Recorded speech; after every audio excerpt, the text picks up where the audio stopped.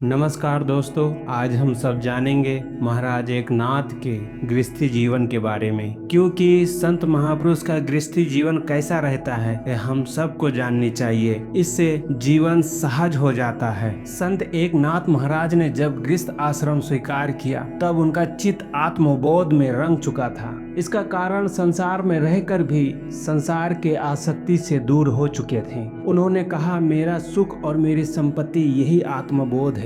स्त्री पुत्र और घर द्वार सब होते हुए भी उसमें मोह नहीं था। वो सदा परमात्मा के चिंतन में रहते थे। महापुरुष कहते हैं, उनके दादाजी की प्रार्थना पर उनके गुरुजी ने एकनाथ को विवाह करके गृहस्थ आश्रम में प्रवेश होने के लिए आज्ञा दिया। उन्होंने कहा, गृहस्थ आश्रम सब आश्रमों में से श्रेष्ठ है। हर जीव में भगवान को देखो, स्वधर्म का पालन करो, दया बढ़ाओ। गुरु की इस आज्ञा को मानकर एकनाथ ने विवाह करने पर राजी हुए और फिर पैठर की दक्षिण पूर्व दिशा में विजयपुर नामक स्थान में एक अच्छे संपन्न गृहस्थी थे। उनकी कन्या विवाह के योग्य हो गई थी। पैठरवासी किसी मित्र से नाथ की इच्छा मालूम होने पर वो अपनी कन्या के साथ एकनाथ के दादा चक्रपणिक के पास आए और कन्या सुलक्षण, सुंदर और बुद्धिमती मालूम हुई। कुंडली भी दोनों की मिल गई और विवाह की तैयारी शुरू हो गई।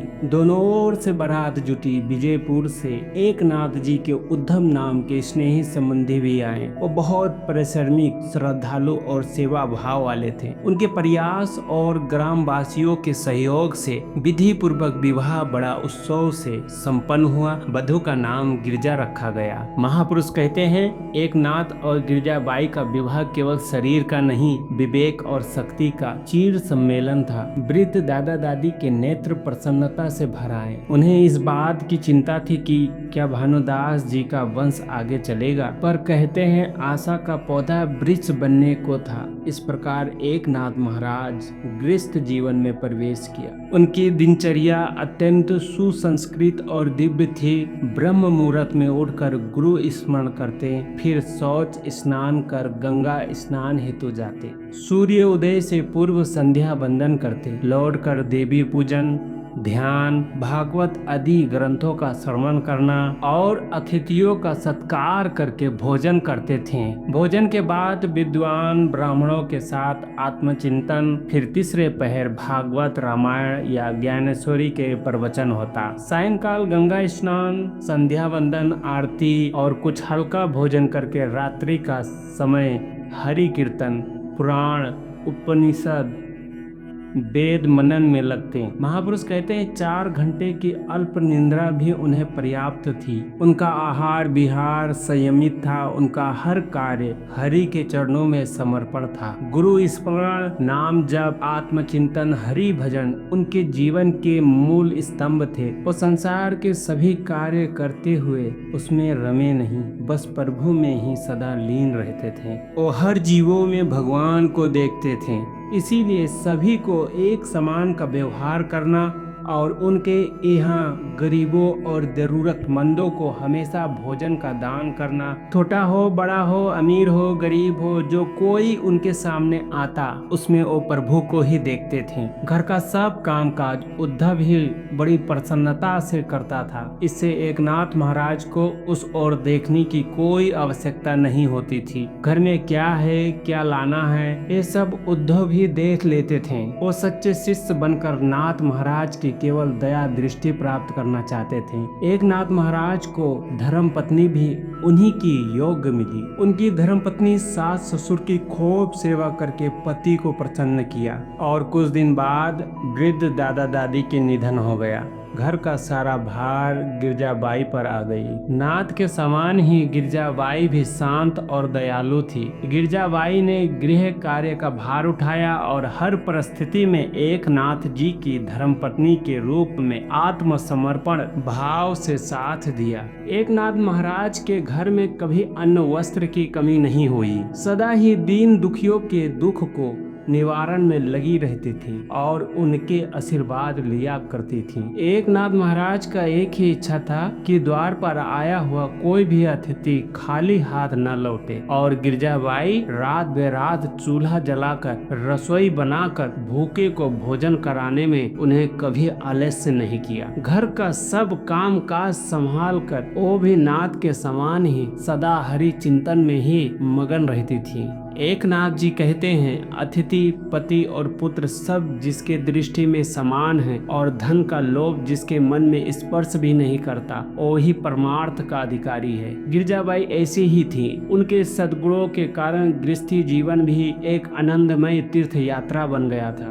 भक्तों को एकनाथ महाराज का घर देव मंदिर समान लगता था, जहाँ वो स्वयं लक्ष्मी नारायण के समान निवास करते थे। ऐसे उदारता, ऐसी जीवन की एकता अत्यंत दुर्लभ होती है। अनेक साधुओं ने विवाह करके घर छोड़ दिया, अनेक गृहस्थी में असफल हुए, पर एकनाथ महाराज का गृहस्थी जीवन एक दिव्य आदर्श बना। महापुरुष कहते हैं, ये तो था उनका गृहस्थी जीवन, अब थोड़ा उनके बारे में जान लो। उनके माने एकनाथ जी के बारे में जान लो। एकनाथ की भाषा इतनी सरल थी कि कोई भी समझ सके। हरि भक्त का प्रचार उन्होंने जन सामान्य की भाषा में किया। स्त्री पुरुष जाति वर्ण भेद से परे सबको समान रूप से भक्ति का अधिकार दिया। जो सच्चे मन से प्रभु को चाहता है वही उनका शिष्य है। एकनाथ जी के सत्संग से भागवत धर्म का झंडा लहराया। उनकी कथा सुनकर भक्त आनंद से झूमते। केशव कवि ने लिखा है, उनकी वाणी में ज्ञान, भक्ति और वैराग्य की त्रिवेणी थी, जिससे भक्त जन परमानंद से भर जाते। संत एकनाथ जी का चरित्र केवल ग्रंथों और उपदेशों में नहीं, बल्कि उनके आचरणों में स्पष्ट रूप से दिखाई देता था। उनकी उदारता, अहिंसा, क्षमा, सेवा, भक्ति और त्याग का साक्षात धर्म की प्रतिमूर्त थे। उन्होंने जो कहा उसे अपने जीवन में सिद्ध किया। यही सच्चे संत की पहचान है। महापुरुष कहते हैं, संत एकनाथ महाराज का जीवन एक दर्पण था, जिसमें सच्चा धर्म, सेवा और भक्ति प्रतिबिंबित होती थी। वो संसार में बंधे हुए आत्माओं को मुक्त कराते, डूबते हुए को उबारते और दुखी जनों के दुख दूर करते। ये सब कृपा समझकर नहीं करते थे, बल्कि ये उनका सहज स्वभाव था। उनकी इस सहज दिव्यता को देखकर हजारों लोग उद्धार के मार्ग पर चल पड़े। उनके कीर्तन ने पैठल नगर में इतने प्रभाव डाला कि लोग परमार्थ और नाम स्मरण में रमने लगे। सकाम व्रतों से उनका मन हट गया। इससे कई लोगों की रोजी रोटी पर असर पड़ा, क्योंकि सत्य के प्रकाश के आगे झूठ का अंधकार ठहर नहीं सकता। असली के सामने नकली टिक नहीं सकती। उनकी इस प्रभावशाली उपस्थिति से पैठल के कई वैदिक पंडित और विद्वान चकित रह गए और उनमें से कुछ तो द्वेष करने लगे। उनका ये द्वेष निंदा में परिवर्तन हुआ और निंदा से अत्याचार उत्पन्न हुए। कुछ लोग तो उनके ऊपर अनेक प्रकार का आरोप लगाया। कहा गया कि वो मराठी भाषा में ग्रंथ रचकर देववाणी का अपमान करते हैं, सकाम व्रतों का उपहास करते हैं और नाम स्मरण से लोगों को पागल बना देते हैं। ब्राह्मणों के समान अन्य जाति को भी अपनाते हैं, जिससे वर्ण व्यवस्था की प्रतिष्ठा गिर रही है। ऐसे अनेक ताने बाने बुनकर एकनाथ महाराज को नीचा दिखाने का प्रयास किया गया, परंतु वो किसी के चित्त को कष्ट नहीं पहुंचाते थे। वेद पुराणों का यथोचित आदर करते थे और ब्राह्मणों का सम्मान करते थे। फिर भी उनका ये उपदेश रहता था कि अंतर बाहर सर्वत्र नारायण व्याप्त है। भगवान को अपने हृदय में अनुभव करो और अनन्य मन से उन्हें पुकारो। लेकिन ये उपदेश उन लोगों को पसंद नहीं था जिनकी कमाई दिखावे की चीजों पर टिकी थी।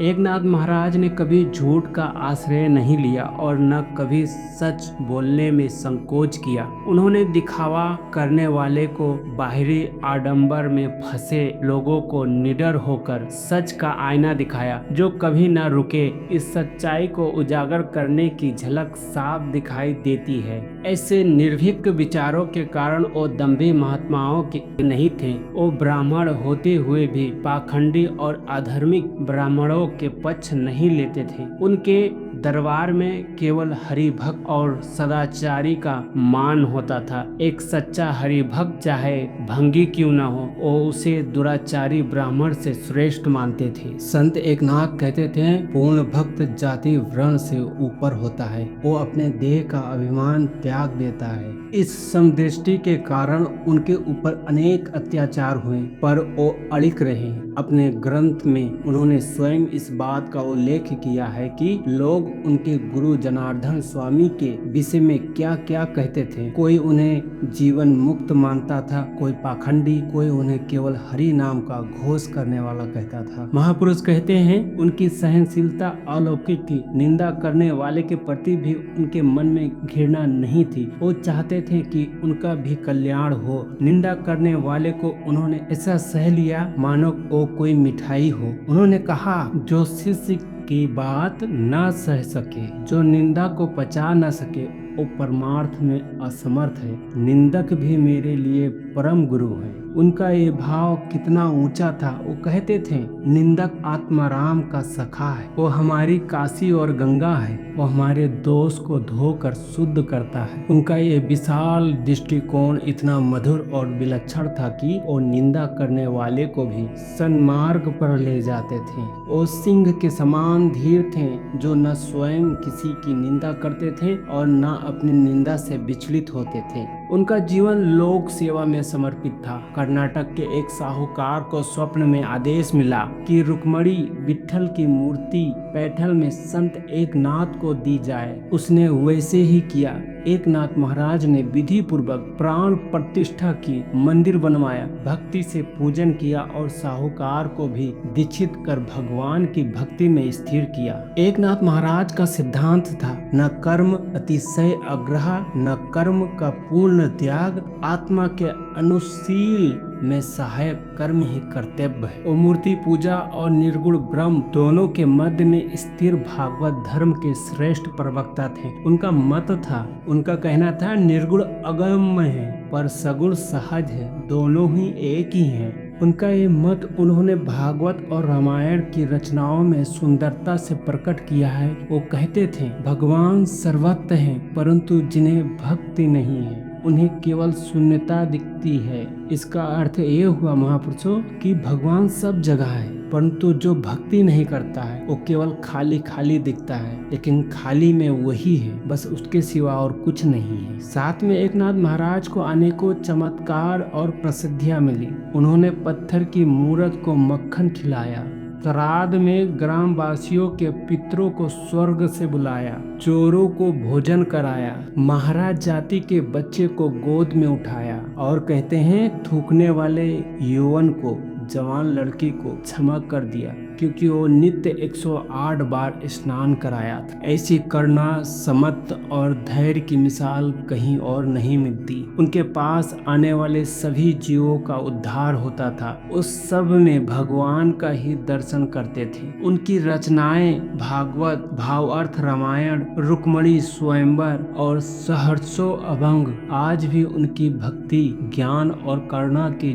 जीवित प्रमाण है। शौक ईसा संवत 1656 में एकनाथ महाराज ने ये नश्वर शरीर को त्याग कर परम धाम की ओर प्रयाण किया। उनका जीवन सच्चे साधक और संत का जीवंत आदर्श है।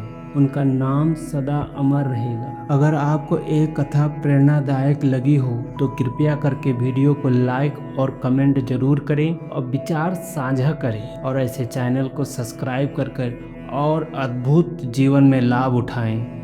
आपका दिन शुभ हो, आपका स्वास्थ्य अच्छा हो, यही प्रभु से प्रार्थना है। धन्यवाद जी।